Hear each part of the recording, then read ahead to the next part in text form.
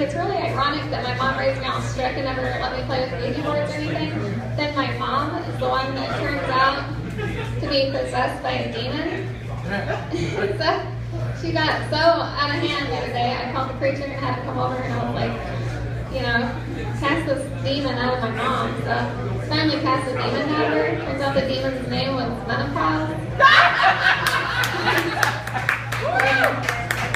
So anybody in the audience hanging out with anybody that's in menopause? Anybody?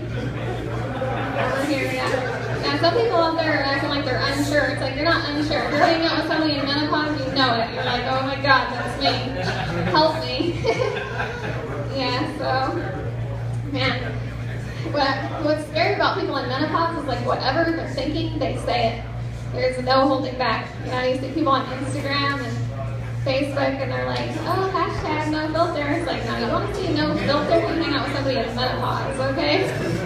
It's like whatever comes to mind, out it comes. No matter how rude it is, it doesn't matter. It's just, whew.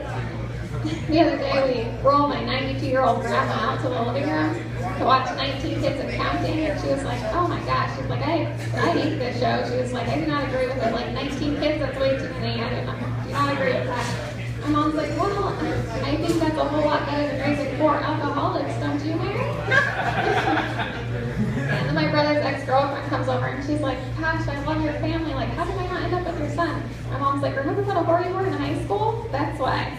I'm like, oh my gosh, I can't believe she just said that, She don't, like, disagree with anybody in menopause, so she, like, got up and left, and I was like, what is her problem? I'm like, geez, I don't know, what is her problem?